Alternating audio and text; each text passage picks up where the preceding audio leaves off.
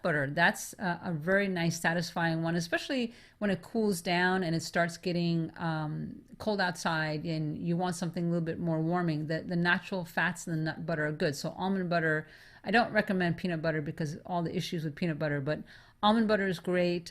Cashew butter is great. Tahini, all those are great, and you could go ahead and do that. All right.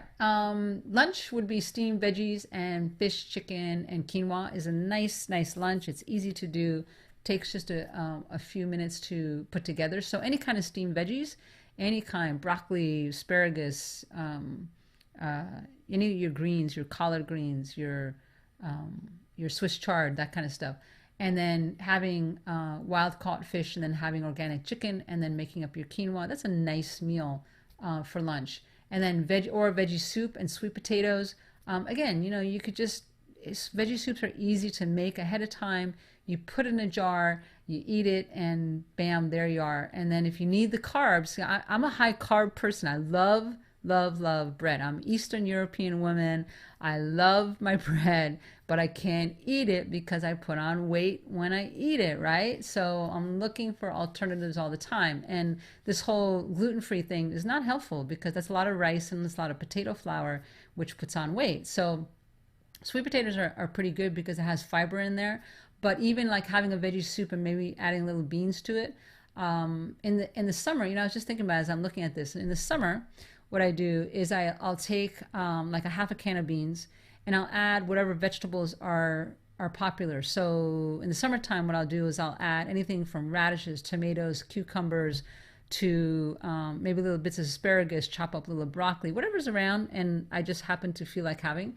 And then I put a little bit of olive oil, and because I love olive oil, you could do coconut as well, with a little balsamic vinegar. Oh my goodness, that's yum. That's really good. And it's satisfying. And that's what you want. You want to be satisfied so it's going to last you into your next meal. Another one is having squash, pumpkins, sweet potatoes, and steamed veggies. So again, depending on what time of year you're listening to this, in the summertime, squash and pumpkin are not as common, but then you could add zucchini. So zucchini and steamed vegetables as a base is great. Dinner is ditto. So here's the deal. A lot of people at lunchtime want to have a salad. When you are looking to lose weight, you want things that are nourishing and nurturing, and you want to eat food that feels good and is not hard to digest. So having salad is very hard to digest and very hard to break down, and I don't really recommend it. I actually recommend more the steamed veggies of some kind on a bed of quinoa or sweet potato or in soup, something like that. It is you lose weight just eating that way. I'm just saying, it really works. Doing the whole salad thing, I don't know what happened to our culture that everything's surrounded by salad, but it's much harder to break down and harder on your system. So if you're going to do salad, though, caveat, in other words, here's a side note.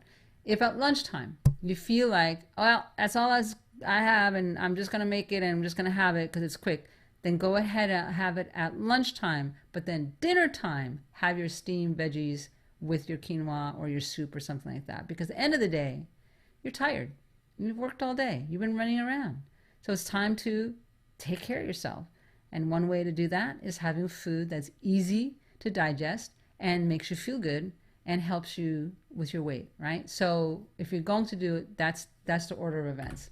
Okay, so let's get into the actual cleansing, right? So this is where we're talking about the pre-cleanse.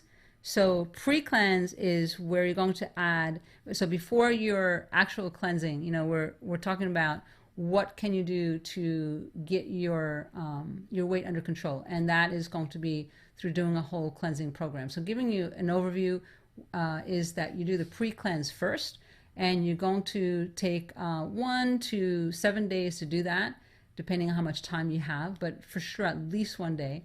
And you're going to add more soups. You're going to add veggie juices. You're going to add some greens, mustard greens, arugula, Swiss chard, broccoli, cabbage, Brussels sprouts, cauliflower. All those vegetables are great.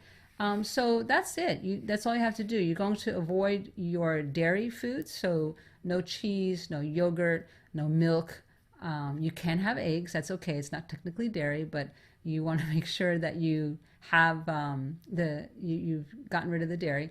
and you're just eating light. Okay, that's really what a pre-cleanse is all about. And then also during your pre-cleanse, you make appointments. So getting some, if you want to have somebody do colonics on you, colon hydrotherapy, chiropractor. But here's the one that has become very popular. I just did this the other day. Again, I do it about twice a month. Is getting a foot massage. I don't know where you are in the world, but I first got introduced to this when I was in Thailand. Like everybody gets foot massages, like all the locals. Now there it was very cheap. It was like $3 or $2 for a foot massage, and you get it for 15 minutes and or to 30 minutes, and they just did a great job. Here it's a little bit more expensive, but not that much. I mean, I did a special coupon for $20. It was great, and it was a full hour. And they massage not only your feet, they actually do reflexology, but the arms, they do shoulders and back. Just a very nice light circulatory kind of massage, and it feels fantastic. So I'd encourage you to do that during your pre-cleanse. Go explore, go find out if they're doing foot massages in your neck of the woods, right? Then this is also the time you buy your herbs for cleanses, you get your supplies, you just kind of get in that frame where you're ready to release the toxins that are putting on the weight. That's really what this is all about, getting yourself organized and getting yourself ready. And then it's a 3-day diet detox. Now, again, this is a program where it's very simple to do. It's very easy with the system that I came up with. It's really eating only berries like your strawberries, raspberries, blackberries, blueberries, or having green smoothies, veggie juices, herbal teas, miso soup. I'll tell you more details about it at the end of the webinar, but I just want you to understand the 3-day diet detox. I have used it for people for all different kinds of situations, and then I was thinking, this is like a great one for, we are like right now in the middle of the summer here in the States, and people are still like not feeling comfortable with their weight. So I'm like, you know what? Let me tell you guys, this actually helps to lose weight very quickly, very safely, very effectively, because it's not hard to do. I mean, you eat berries. I mean, if you need to have a little vegetables and stuff, that's fine, but it's simple. That's all you do. For 3 days, you're going to eat some berries and have your green smoothies and the rest. And you're feeling pretty good because there's just not a lot that you need to do, but yet you're still getting some nourishment, some nutrients in. And that's it. And then after your cleanse, you're going to eat light. You're going to have some easily digested foods like steamed veggies, your veggie soup, your broths, wild caught fish, organic chicken. And you do that for a good 3 to 7 days. That's it. And that's really the whole cleanse. But let's get into a little bit about the flat belly cleanse. This is what we're calling it. That's where we focus on the colon cleanse and the liver cleanse. All right. So let's look at this a little bit more closely. The colon cleanse is really important when you are having belly fat issues. Very, very important that you cleanse your colon. I was a colon hydrotherapist for 5 years in my clinic, and there were so many people who had weight issues. I mean, Wisconsin, my goodness, it was cheesehead country. Everybody ate cheese and hamburgers and brats and horrible, horrible diets, right? And then you had winter where you didn't get out much and you weren't active, right? So I'm not picking on the Midwest. I loved it. I stayed there for 20 years, had 3 kids. It was great. But the Midwest has a lot of issues. And then I travel around and say, oh, it's not just the Midwest. It's all over the world. Everybody seems to be having problems with colon issues. So here's the deal, is when you cleanse your colon, you're actually releasing toxins, because if you're eating food, and we all do, if you're eating food that is not good for you, fast food or something that is not good, it stays in your body and it stores in the after effects, the residual stores in your fat, but the residual stays in your colon, and you got 6 feet of colon. So when that colon starts getting too full, it starts pushing out on your belly. So think about it. If you take your hand right now and put it so that the palm of your hand is over your belly button, over your navel. Okay, that area, that if you then go side to side, that area, if you have belly there and it's a fat belly and it's not comfortable sitting there, it means your transverse colon is full up. Okay, I'm not going to say the word. You know what I'm talking about. It's full up with stuff that doesn't belong in there. Okay, and so that is what needs to be released, and that's not easy. Okay, and if you don't do a colon cleanse, right? If you're not having regular bowel movements, and even if you are having regular bowel movements, I know Dr. Oz really put this on the map, and I'm very grateful to him that he was teaching people. It says, having a bowel movement every day is one thing, but having where you're really getting rid of your fecal matter that doesn't belong in there all throughout your colon, now that's another story. So he was really teaching in that, and it's true. When you put your hand on your belly and it's tight in there, and especially the guys with their beer bellies, and especially that belly fat that's right there, it's really, really hard to get out. And so I made it easy by showing you that, hey, there's some herbs that you could use. There's therapies. You've got to do coffee enemas and or colonics. Colon hydrotherapy is most effective, but you've got to do that. If you don't do that, you're going to spend a ton of money on diets, and you're going to waste time. You're going to be frustrated, and you're not going to lose the weight, and you're going to be like, I don't understand why I'm not losing the weight. Because here's the deal. Once the colon is cleaned out, the other cool part is that your food gets to digest better because it's moving through your colon. It doesn't get impacted. You don't have to worry about constipation or diarrhea, none of that. And you feel a whole lot better as you're cleaning out the whole colon. So that's the cool part.